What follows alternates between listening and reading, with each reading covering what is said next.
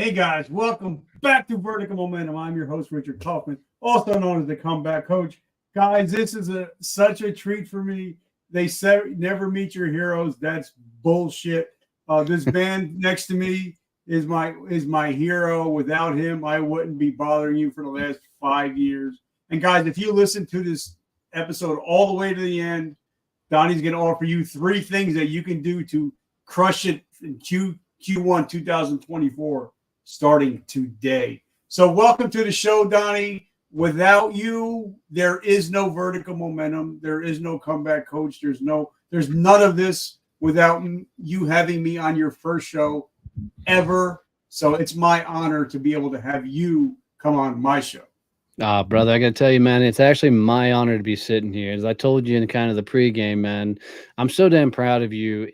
It's amazing to know that I've given thousands and thousands of people advice over the years, and not a lot of them take up on all the advice, man. But you took all the words I said to heart. You implemented damn near everything I told you to do, and look where you are now. It's so cool to see. It's so cool to watch your rise. I'm super proud of you, man, and damn glad to call you brother. I love it. So, but before we even get started, because like I said, I have a traumatic brain injury. If I don't ask the question, I'm going to forget. What is your definition of resiliency? So for me, I think people who find success are the ones that are too dumb to throw in the towel. I almost lost everything. Hello, Michelle. I almost lost everything trying to build a business. My wife's Jeep was repossessed. Our farm was almost foreclosed on. And I can tell you that resilience for me is the people that stay in the game long past where logic says throw in the towel. I think if people actually knew what it took to build a business, they actually understood how much energy and effort and resilience it takes to make a successful business. Most people wouldn't even start it in the first place. So for resilience for me, man, is just that ability to go way past where logic, society, and everybody else would quit, and you keep going. Now, you were the first person, literally, to ever have me on a podcast, and it was done in your truck. Yep. Sitting in a gas station parking lot. I literally just wrapped up a speech with Goodwill Industries. And at that point, I had committed to doing a daily show. And I went over 200 episodes daily doing that. And literally, you were one of the guys that I reached out in. We were in a veterans community. Hey, Joe. And I said, let's do it. And the day we had scheduled, I had that speaking engagement. I'm like, shit, I'm not missing this. So I go do the speaking engagement. I literally had all my podcast equipment in the truck, and sure as shit, sitting in a gas station parking lot in South Fort Worth, here I am interviewing the Comeback Coach. What was that, like 5 when years you interview, what changed my life is when you interviewed me at the time, I was still with GNC. I was still helping people with GNC. And you told me straight up, I don't give a fuck about what you're doing now. Your backstory is more important than your front story. 100%. And that changed my life. That made me start my own show because of you saying other people are going through the same shit. That's what we need to talk about. I don't care about supplements and GNC.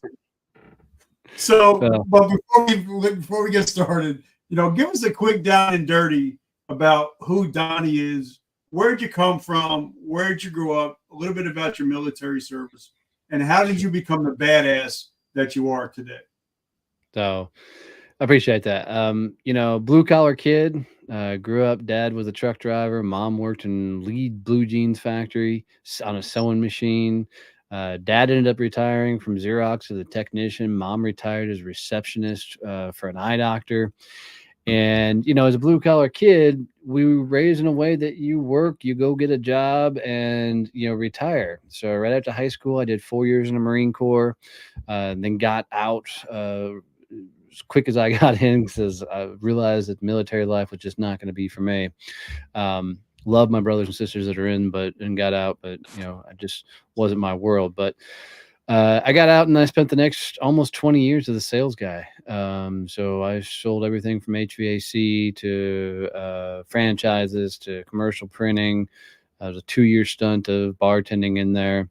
But my last career was with an organization where I sold sales training and had a lot of fun there. But I turned 40, and when I turned 40, there was guys that had just really started to hit the scene big. Gary Vee, Tim Ferriss, these guys had just gotten out there, and they were talking about this idea of be an entrepreneur, right? You be an entrepreneur, and they really made it sound really simple. So here I was, 40 years old, and I didn't even know you could start your own business at that point. It just wasn't a thing that had ever crossed my mind. And so now I'm like, all right, well, maybe we can go try to be this entrepreneur thing. So you should know is at that point, my wife and I already built our dream farm. I'd built a second house on the property for my mother-in-law. And, by some standards, we were living the damn life. But I launched my company. And then within 24 hours, that sales training company I worked for slapped me with a non-compete that I don't remember signing. And so starting my business off that first year, I couldn't talk about sales training, business development, sales management anywhere in the world. And the world didn't matter because all I knew was Texas. But it didn't matter. I couldn't do what I knew how to do. So literally 6 months into building my business, and my wife's Jeep was repossessed. And the house was almost foreclosed on. Look, graciously, my wife cashed in her 401k to get her Jeep back and save the farm. And it was during that point that I was offered, one of my clients when I was doing sales training came to me, offered me a stupid salary and a commission package that would have put me, at a ridiculous amount of money, and more money than I'd ever made up at that point. And my wife and I had to make a hard choice because she had just cashed in her 401k. Do I, take the job and become the road warrior, or do I chase the dream of building a business? And we bet on the business. And flash forward to where I am now with some crazy turmoils and crazy learnings. I'm now the CEO of Success Champion Networking. We run B2B groups all throughout North America. Have a pretty decent podcast called Growth Mode, 5 best-selling books, and a partridge in a pear tree. And you literally bought the farm. You literally bought the farm. I bet the farm too. All right, so before when we get started, I want to talk about because I just got off a phone call. I have my own coaching, and I just sold my biggest coaching client ever just a couple minutes ago. But the thing I said before we even signed the paperwork, I said, go talk to your wife. Go pray with your wife. Just because I know that I don't care how badass us men are, our wives hold the strings. They're in charge. Sure. But I think a lot of people fail in business because they go start a business, and then they tell their wives or husbands later, and then 6 months later, you're $10,000, $100,000 in debt, and then they got to have an even harder talk at the kitchen table. So talk about that a little bit, about how important those conversations are. Well, I mean, you just described my exact story. So literally, when I decided to leave my corporate job, from that moment, it was 15 days later before I made my announcement to the company that I was leaving. And 15 days later, I was grabbing my shit and doing the drive home.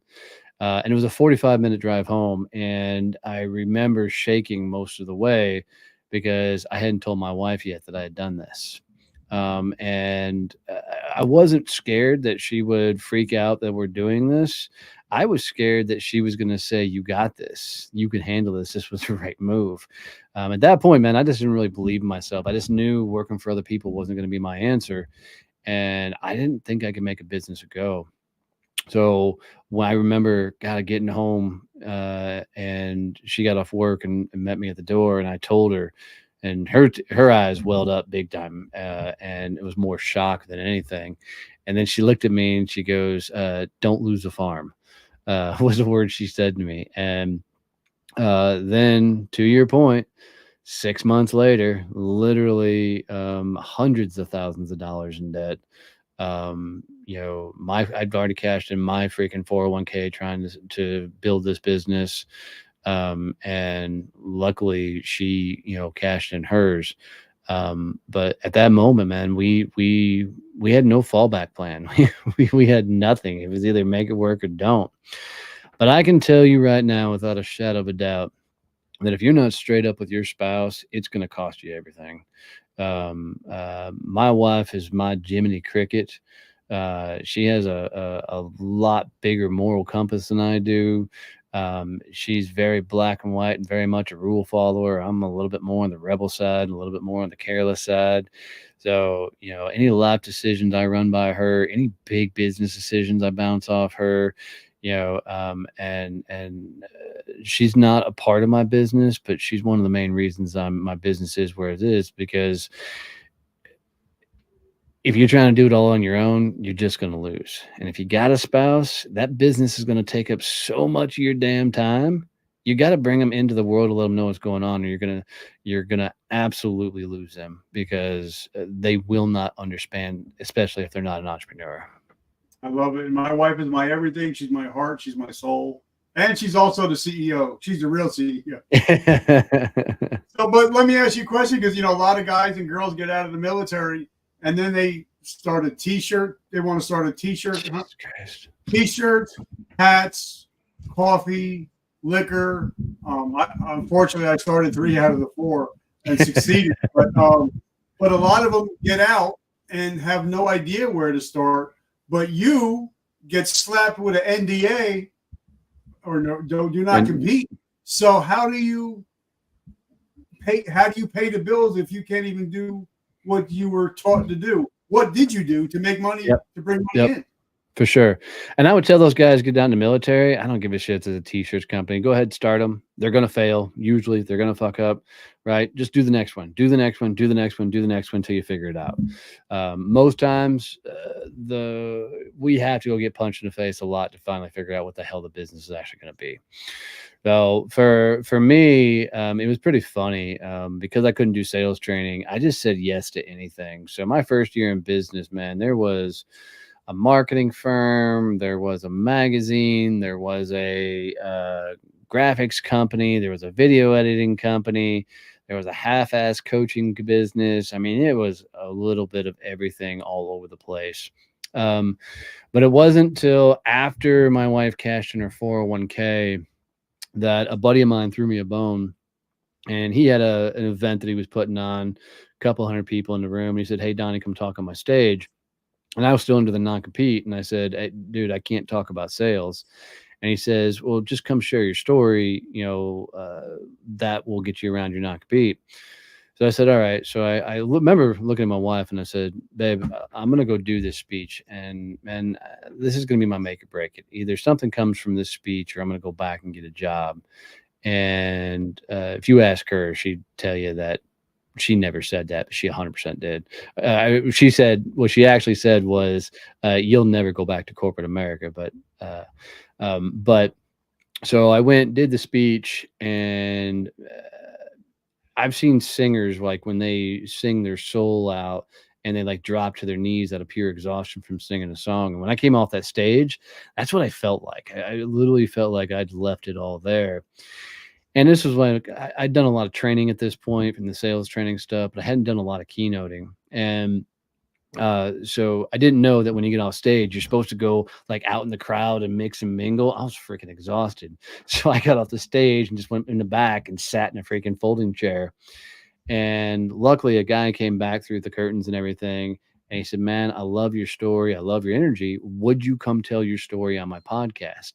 And this was April of 2018. And I said, "What the hell is a podcast?" And he says, "It's like a morning talk show." And I said, "Oh, cool. I can do that." So I drive out to Dallas, and he's actually got an in-person studio. And so one of the first podcasts I ever did was in person in Dallas, and it's really, really cool studio. But that started me down the path. And in May of 2018 is when I launched that first podcast where I interviewed you on, called Success Champions. And I started off with a daily podcast. Well, that show ended up taking off so well that I had some of the biggest names in the world reaching out to be on. So I've had a lot of the household names that people know on the show and interviewed them. And during that time, having that kind of caliber of people reaching out to be on the show, I couldn't have a shit show of process or systems. So that's what ultimately saved the business. Is I brought in my first staff and hired my first people, and we started building systems and operations, and the likes. And then we launched a podcast production company, and we landed some amazing accounts with some very large companies, and continued to grow. And then in September 2018, my non-compete came up, and I decided to see how much I could really confuse the world. And I launched a sales training company. So now I had a podcast production company going, a sales training company. And I launched the sales training company, one, because I had a chip on my shoulder, but two, because there were so many veteran assholes out there trying to teach sales training and the like. There were just a bunch of dicks that didn't know how to freaking train anybody. And they were scamming the fuck out of people out of their money, to ridiculous sums. And some of those people are still around and still scamming people. And I just know the life will catch up with them soon. But so I went into year 2 running a sales training and a podcast production company, but it was 2.5 years in before I really got my legs when we launched Success Champion Networking, that things really started to take off for me. But now, okay, because you started a podcast, and back in 2018, people were like, "The hell's a podcast?" Right. It started out as vlogs and all that good stuff, and now everybody and their mother seems to have a podcast. But only what do they say? The average podcast lasts 13 episodes. Yeah, something like that. And so talk to us, because for me, when I seen you doing a podcast, I didn't feel that I even matched up to your expectations. Because I remember a conversation we had, and you're like, "Bro, you can't just do audio anymore. You got to up your fucking game." Yep. And I was just like, "Oh shit," because I talked to you that day, and I had John Lee Dumas on and David Meltzer back to back, and they both told me the same thing. They're like, "Yep, bro, you need to step up your game." So talk about if you're going to start having big names like yourself, Meltzer, JLD on your show, you really got to up your game production wise. And I think a lot of people, they want to have these big shows, but they want to still have low production value. Yeah, for sure. For sure. Most people that have launched a podcast, it's a Hail Mary pass for them. They're like, "Oh my God, this podcast is going to save my business, and it's going to bring me so much business and so much opportunity." And the truth of the matter is, it might, but it's not going to happen quickly. Nobody wants to hear your Zoom conversation, right? So when most people think about launching a podcast, they're like, "I'll get Zoom, and we'll sit down and we'll talk, we'll hear their story, we'll put it out there, and we're going to change the world." And I would challenge anybody who's got a podcast out there to actually ask yourself, would you listen to your own show? Like every episode I put out, I go listen just to critique the fuck out of myself. Go, okay, how do I get better? What do I do next? And you actually have to produce a damn show, right? I mean, it can't be just a segmented thing of back and forth. I mean, there's got to be a point. We're on season 4 of growth mode, and I'm like, man, I've really got to kick this up a notch. We've seen some great success with it, but in season 4, I'm like, all right, this is what we're gonna do. I started bringing on some extremely amazing people, from known names to people you wouldn't know that have done some things, and they're now coaching me live on how to grow my business on my show every episode. So I've had gentlemen on there like Mike Delk, who sold, he builds companies up to 50 million and then flips the damn things. But he came on, he coached me on the episode. We get done, and he said, "Dude, do you realize people pay me upwards of $50,000 to do what we just did?" And I said, "Yep." And then the feedback from the people, because now I'm getting coached live, they're like, "Dude, that was a question I needed to ask." And it's pretty damn eye-opening. But for a show to be successful in this day and age, it's got to be a production. It can't just be 2 people flapping their gums on a Zoom call. There's got to be a reason for people to tune in. And technology just continues to make it easier and easier. And people don't want to see the same recycled shit every time. Like when I had Steve Sims has been on 3 times, and his son, I just had his son on. And the first time Steve was on, he's like, "You're going to ask me about Elton John." I'm like, "I don't give a fuck about Elton John." I'm like, I told him, I said, "I want you to tell me the story of what it was like when you were 16 years old, laying brick while you're still dating your wife, which is still today. What was it like being poor and being hungry at 16 years old?" He's like, "You fucker." He said, "Nobody ever answered me that question on camera." I was like, but that's what makes the show a little bit different. So you can't just ask the same questions over and over again, right? For sure. Yeah. For me, even when I was doing just an interview show, I would put an entire team on the person that I was interviewing to bring me back a dossier on them, so I could go ask those type of questions that they aren't typically asked. I mean, especially if you're going after the bigger names, they don't want to sit there and just tell their stories. They don't want to sit there and just regurgitate what they've said on 1,000 other podcasts. Like literally this morning, I interviewed the gentleman. They have a Broadway streaming company, Sean Cicerone, and they just won the rights to put Harry Potter and the Cursed Child Broadway play into high schools.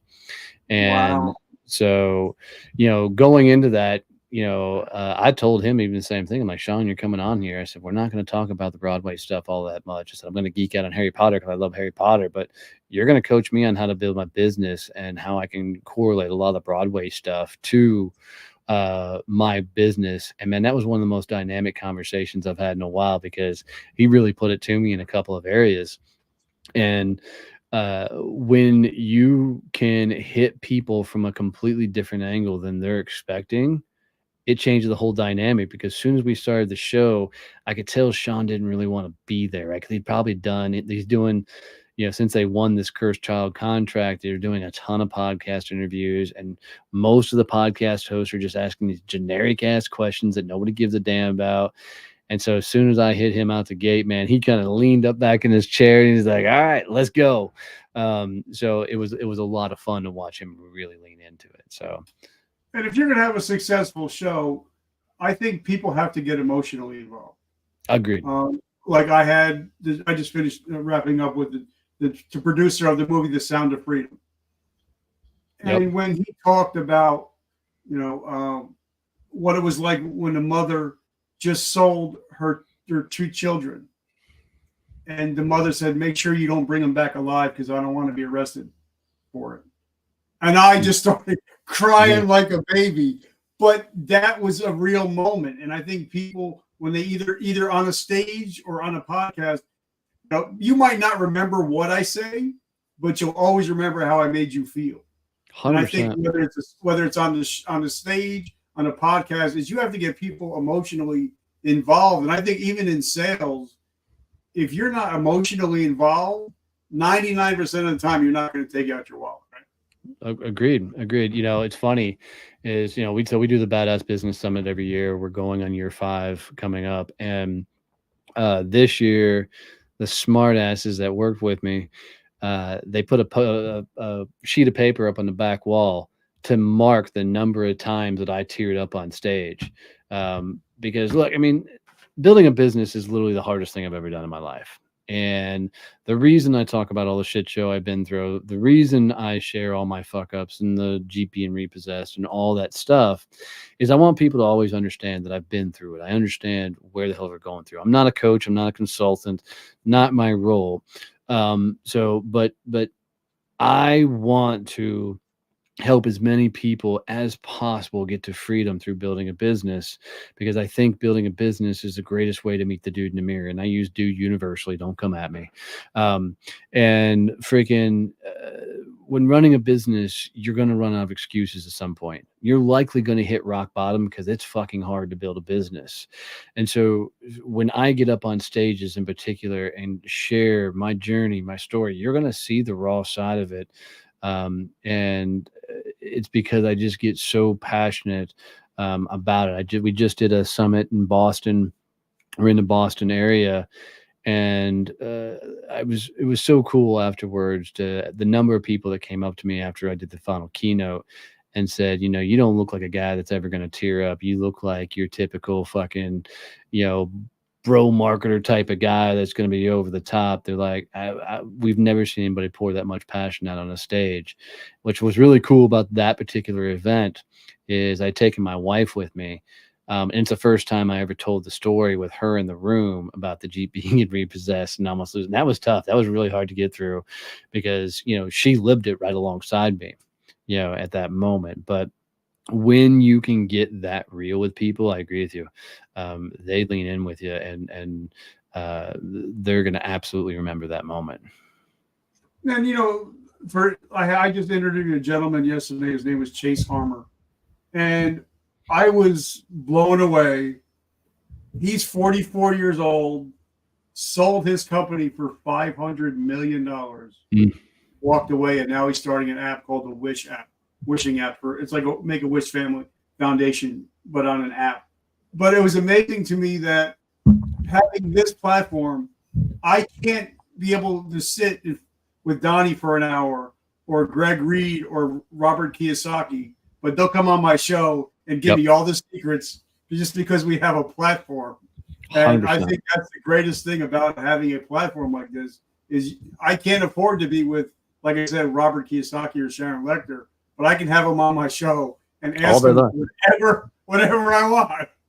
Yeah, dude, it's the greatest networking tool on the planet. You have something that everybody needs, and you have an audience, you have attention. I mean, would you tell me you just hit 1 million downloads? I mean, that's insane for a lot of podcasts. Most podcasts don't even get out of the 10,000 downloads, so you've done really well in that regard. And, for the bigger the show gets, the more those type of people will lean in. But I also tell people you don't need the big names on the show to have a successful podcast, right? Those are just icing on the cake because you're not going to retain most of their followers. They already know their story. So a lot of times having those big names on just brings you extra clout. Now, if you can do it consistently over time, over a long period of time, it'll help your show tremendously. But you'll get more push out of a podcast interviewing unknown people. Like Jared Morgan, who keynoted my BADAZZ Business Summit. One of the things I do at the summit is all my speakers, they're required to stay the entire time. You can't fly in and fly out. As we get speakers that come in from all over the world. And so Jared Morgan was my keynote. And so all throughout the summit, he's in blue jeans and a flannel shirt. He's a good old boy. And he's sitting, talking. He's participating in all the things. And then he gets up in keynotes. And then your story is what made me think of it. And he goes, well, 2 years ago, I did a $500 million exit and sold my software company. And the whole room was like, I just couldn't believe that they were sitting next to this guy the entire time. But when you create that environment, it just gives a cool place for people to learn, get vulnerable, and it'll just get you into so many cool conversations. And I'm truly blessed. And like I said, without your initial push, I wouldn't be where I am. So let's talk about business. Push. It was pretty much a foot up your ass, but I mean, we'll call it a push. Yeah. I'm just trying to be nice. I was Army. I'm not a badass Marine, so I try. I can't curse as good as you guys do. But when, today is November 29th, 2003. For me, I think starting a business now is, on one hand, it's easier than ever, and on the other hand, it's harder than ever, because with social media, there's a lot of attention, which is great, but with social media, there's a lot of attention, which is not great. So talk about the business climate on November 30th, 2023. So, and I see Stephanie Siege just commented. If you want to learn affiliate marketing, that's your gal, by the way. She's just a beast at it. But that's the gal. We're getting into an interesting climate in general. I would tell people that if you're going to start a business, don't do anything through 24 that touches a home. The home services industry is about to get rocked. I think we're going to hit a really rough path, and I'm not trying to be doom and gloom, but 24 is going to get rough. It's going to be an election year. It's going to be the economy. We're in one of the worst economies we've ever had. And I don't like talking world news and stuff. I just want to protect people. So starting a business, there's just so many ways that you can do it. I don't care what business it is. Start with the smallest damn thing that you can do and figure out. Everything is going to be an uphill battle. Everything is going to be extremely hard and things you have to learn. So just know that there is no easy button. There's no silver bullet. There's no singular thing. I think oftentimes, especially early in the business, I'd keep telling myself, man, if I could just get to X, then I could do X. Well, that first X may never happen. So, you've got to do the things. And I tell everybody that you're going to have to learn to take the hits. And taking the hits means you're going to have to go try and do things that force you to self-educate. Everything you want to learn is on a YouTube video. Everything you want to learn is in a Google search. ChatGPT has made freaking learning how to start a business stupid easy. But here's the thing. You've got to figure out how to sell above everything else. If you can't figure out, and selling doesn't necessarily mean you have to be face to face with somebody and say, hey, do you want to buy my shit? Selling could be simply that you put out an email, people say, ooh, I like that and want to buy it. It can be, you setting up a freaking, I don't know, fruit stand, anything you want. But just know that, especially early on in the business, you better get ready to work your ass off to a level that you haven't believed, even if it's just learning how to make money, because it's going to be a lot of physical lifting. It's going to be a lot of mental lifting, and it's going to be the hardest thing you ever do, simply because building a business is not easy. I'm not the hustle and grind guy by any stretch of the imagination, but most of the people that follow me know I have a full working farm. So right now I've got 9, baby goats on the ground right now that were born right around Thanksgiving. And let me tell you, even though I've got 2 Great Pyrenees, the tune of 400 pounds that protect those goats. Hey, what's up, Andrew? I just talked to him today, man. Good dude out of South Africa. He's got a huge farm and doing some really, really cool things. I can tell you that, every morning, because of those goats, the chickens and everything, I have to get out every morning and wake them up. I got to open up the barn, let them out in the fields and pastures. They can't do it themselves. Every evening, I got to go put them up. Even though I got the Great Pyrenees, the predators will come. And freaking, I have no choice. So I'm not the hustle and grind guy by any means. I'm the do the work until the damn work's done guy, right? Those animals can't take care of themselves. So it doesn't matter if I put in an extra long day. I still got to go put them up. Doesn't matter if I want to go drinking with all the buddies and everything. I still got to go put the animals up, right? And I still got to get up the next morning and take care of them. So there's just certain things in building a business and doing the hard work and putting in the time that you just got to do the things that are required to get that business to rock and roll. And you combine enough of those things together and you'll build something really successful. And I totally agree, because I was talking to somebody that I'm coaching, and I'm like, I'm up at 6 a.m. and I start working at 6:01, and I don't stop working until like 8 o'clock. So I'm still putting in 100 hours plus to be successful. Even though we're getting there, but I still got to put in the reps.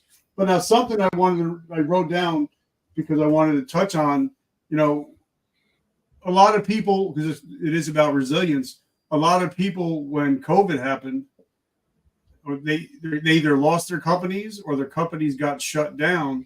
So what was, and I mean, Texas was a little bit, I love Abbott, by the way. I'm just going to say that. And our governor here sucks, but we got shut down. New Jersey, New York was shut down. And I think I had one of the Iron Chefs, Simon Majumdar, was on. He said we've lost over 100,000 restaurants due to COVID. Mm-hmm. So what was it like to go through the COVID thing and not having as many people at live events? How did you pivot, and how did other companies that you've known from other areas in the world, how did they pivot coming into COVID and then coming out of COVID? Well, we'll see how many people come at me over this one. So 2 days. So we were slated for April of 20 to host the inaugural BADAZZ Business Summit. And we were 2 weeks away from that. And I got the phone call that if we showed up for the BADAZZ Business Summit, that they would arrest everybody on site. So we postponed it till September of 20, and we still hosted it in September of 20. Granted, I'm in Texas. We're a little bit more spread out here, but we launched Success Champion Networking also in March of 20 when we had to postpone the summit. I just knew at that moment that the entire world was moving online, and it took me 2.5 years to build a legitimate online business, and people didn't have 2.5 years. So we launched Success Champion Networking to literally help as many people as we possibly could stay in business. The unfortunate thing is, if you work for somebody else, you're always going to be at their mercy. There's nothing wrong with working for somebody else, right? Some people are meant to be a damn good number two, and but you're always going to be at that mercy. I just continue to learn over the years to not put all my eggs in one basket, and to not put all my faith into any other person or any other things. So 20, although be it a tough year emotionally, mentally, and the likes, was a very, very good year for our company, because, and it's going to happen again in 24, not COVID, but some of the biggest companies in the world are built when the world is going to hell in a handbasket. And it's like if you go back and you look at the '08 financial crisis, which we're probably going to get really close to that, I think, in 24. But when you times like that, the people that get innovative, the people that get creative, and the people that build the things will build something traditionally that'll pass the test of time. Because if you can build in turmoil and chaos, it's going to survive most anything out there. And literally, there's so many countless companies that came out of the '08 mess, that are just multi-billion-dollar companies. It's when the whole world moves one direction, go the opposite way. All right. So now you mentioned something, and as you see, I'm writing stuff down because I want to talk about. You mentioned something about not having all your eggs in one basket, and my friend Russell, he talked about how one day Zuckerberg might say, "Hey guys, I don't like veterans anymore, so I'm taking all veteran businesses off Facebook," and a lot of companies have only on one platform, and they're not, like you said, they have all their eggs in one basket. So talk to us about diversifying, and like our podcast, I think we're on 24 different social media platforms. So if Zuck says I don't like veterans anymore, I'm like, all right, I'll be right there on LinkedIn. You can find me there. So talk about that, is not having all your eggs in one basket. And now the basket is much bigger, so we shouldn't have all our eggs in one basket. For sure. For me, LinkedIn's our platform. We're all in on it. I've built a very fun community. There's some amazing people that I get to talk to every day, and a lot of them I've never even met, which is a really cool thing too. But they're going to show up almost every day and comment and interact and engage. For me, it's more about being diversified on the back end of the business. Where are the financials? Where are you putting your money? Where are the revenues coming in? I hate saying multiple revenue streams, because people think they have to have 12 different companies when you say that. But you need to have different revenues coming in from different directions. And you need to be allocated. And I'm not talking about a fucking 401k or anything like that, but you need to be looking at different investments. You need to be looking at different opportunities, and working. You don't find success without owning shit. You literally have to be in ownership in certain things. And I have ownership in several different companies and the like. So ownership doesn't always mean anything. Oftentimes all that means is you'll make some wins when when the companies sell. But like Andrew, when he popped up, that dude's got a freaking soap company. He's got a working farm that does crops and produce. He's got a consulting firm. He's got a graphic design company, and they're all legit and they're all making money. So I'd rather people be diversified in revenue streams. And as far as social media goes, even though LinkedIn's our platform, we have our own private communities that are off all social media. So unless that company gets shuts down that's hosting our stuff, we're in the midst of building out our own private community and our own software programs and the like right now. So we're heavily invested in that arena because I don't want anybody to have control over our people and what we're doing. So, but be diverse in your revenue streams and you'll protect yourself. Service-based businesses are one of the best businesses to build. Consulting firms are amazing businesses if you can actually sell, but there's so many ways to make money. You should be diversified in all your revenues. And one thing you just said, the word control. And the reason why I wanted to talk about that is because everybody I've talked to now I'm getting, since we hit that magic number, I'm getting bombarded with people wanting to, be coached, or they want to come on the show now. It's because it's at a certain number. And then I ask them, well, how big is your email list? And I've had at least 60% of people say, well, we don't have one. My thought is like you said, like other people like Russell, they talk about, you need to own your email list. That is yours. If you Zuck or somebody decides, or they decide they don't want you on X anymore, then you're out. But if you still own your email list, you still have all those people. So talk about owning your own email list. I would even go so far as own your own text list. Everybody fills out emails nowadays, and we all got dump emails. I've got a couple of them. Like if I'm going to sign up for a trial, you ain't getting my main email that runs my company, right? You're going to get some sort of dump off email. And if I decide that I want to, move forward with the software program or newsletter, whatever it is, then I'll go re-sign up with my regular email, the one that I check every day. But so it's actually more important, in my opinion, to get people's text number, because it's a lot harder to opt out of those. And even better than social media DMs, people respond to text. It's unfortunate that the AI is slowly ruining in that as well.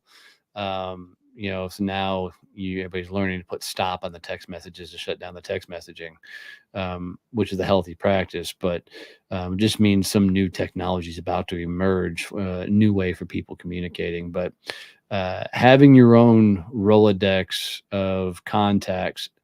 Sorry for anybody who's young. A Rolodex is this thing you used to put your business cards in and spin, right? But having your own Rolodex is a safety net of sorts in your business.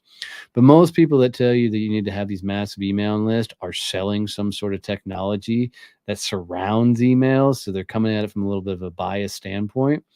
For me, I'd rather have my own private community to where I can control the conversations, where I can keep the conversations going. And then we'll automate a lot more things through text messages until AI screws that all up.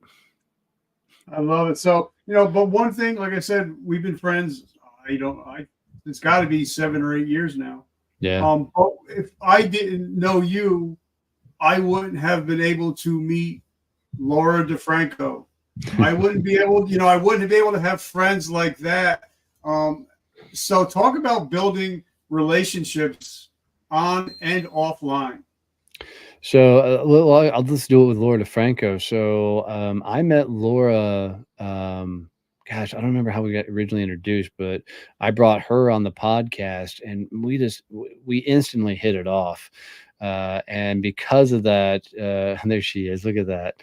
It's like Freaking magic. You right. just have So because of that, we have two best-selling books together. She's helped me edit and get all the books I've ever put out there. And dude, she's getting ready to drop this networking book, which I had the honor to write a snippet for, and will be on the back cover helping her to promote it. And man, back when Laura and I met, that girl fucking hated networking and cringed when I even brought it up. And now and I'm 3/4 away reading through the book that she's getting ready to launch so I can write my snippet in it, because I wanted to really read it so I could give some real value in there. And dude, it is so awesome to watch somebody take the knowledge you give them, package it up in such a beautiful way.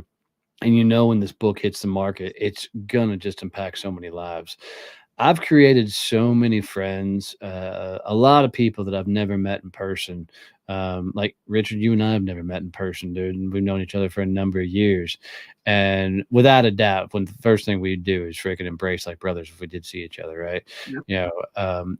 That's just a cool thing about it. Shit, Laura and I had a couple of best-selling books together, and I think we were 3 years into knowing each other.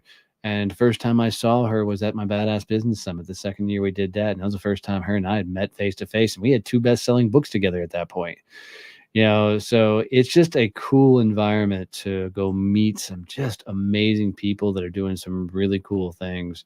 And that's why I love the time and space that we're in right now, because you just get to go be yourself, show up as who you are, and see who the hell turns up. And the more you let that geek inside of you out, show people who you really are, the more your people continue to show up. And it's just been a lot of fun. I love it. So, like, last questions. This is the teaching podcast. So, it's November 30th, 2023. We got to go into the last of the year, and then I want to start crushing it Q1 24. So, Private Joe Snuffy is about to get out of the military. What would be your top 3 pieces of advice if he wanted to start a business today? Doesn't matter what the business is, doesn't matter what, even if you want to go work for somebody else, I would tell you right now that you need to build a personal brand above anything else. I love using it as an example. I ask people on stages, on podcasts, all over the place to tell me what Tony Robbins' business is. And the number one response I get is motivational speaker. And I giggle every time they say that, because Tony has 101 companies to the tune of $7 billion. Right. And then I'll ask the crowd and I'll say, what's Tony's job? And they all say, well, to run the companies and to be the president. No. Tony has one job, and that's to be the face of Tony Robbins. His job is to keep that brand, that name at front and top of mind at all costs. I'm sure deep down he has a genuine passion and desire to help individual people, but all the walking on coals, all the freaking jumping around in the conference centers, that's all to fill his 101 companies.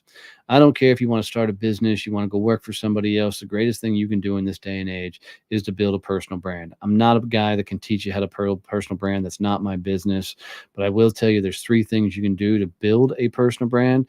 Number 1 is cold outreach. Reach out to the people doing the things you want to be doing. Go say hi. Right? Get in those conversations. 2, go out and teach the shit you've learned. We've all learned things, right? It's our duty, our privilege, and our honor to turn around and teach what we've learned to other people. Whatever you've learned, give that knowledge away to the people coming up behind you, the people trying to learn. Richard, like when we talked back the very first time, your shit show of a story is somebody else's roadmap. Right? The more you share out the crap you've been through, the more people will find success through your story. And the 3rd thing you can do is you better have your ass out there networking, and you better be out there like getting on podcasts, finding conversations like this, being a part of organizations like ours, which is Success Champions Networking, B2B companies, right? You better be a part of associations. You better be a part of nonprofits and giving back. But it doesn't matter what happens in this day, this life, anything. Your company can shut down. You can get fired from a job, all those things. There's only one thing you get to keep, and that's your personal brand. That personal brand goes with you everywhere you freaking go. If you've ever seen a salesperson fired from a company, give it within 1 year, and most of those clients will end up right with that salesperson because they have built the personal brand and the personal relationship. So no matter what you do, go build a personal brand. It's not about being a celebrity. It's about collecting some amazing people that want to lean in, learn from you, support you, be around you, and you can build an empire on that entire ideal. That's how I built everything I built. And it's so true. No matter if you don't think you're a personal brand, you are a personal brand. Just Google yourself. Yeah, You'll find out. Somebody's talking about you somewhere, so you might as well help them tell the story. So what is going on in Donnie's world? What do you got coming up? How do we support you? How can we find your books, your courses, everything? How do we find you? So the easiest thing to do is find me on LinkedIn, just Donnie Boivin over there. Send me a DM. I'm happy to jump on a Zoom with anybody. 30 minutes, I'll help you flip your entire business around with a cool philosophy. Podcast growth mode, wherever you listen to podcasts, but you can also text the word success to 817-318-6030. And I'll send you all my social media handles, all of my connection stuff.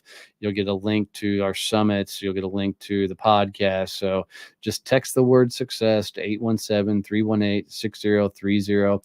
And guys, do me a favor. If you've hung out with me and Richard this entire time, do him the biggest favor. Take a screenshot of wherever you're watching or listening to this. Put it out on your social media feed. Tag me and Richard in there. If we see it, we will come comment on it and engage with it and give you some love on that. But you doing that helps him grow his audience and show. And having my own podcast, I can tell you the hardest thing in the world to do is to build an audience. Laura, you're beautiful, love. Literally, you doing that little maneuver for him, one comment, one engagement, one post out there, it's literally like giving him a virtual hug. It'll mean the world to him.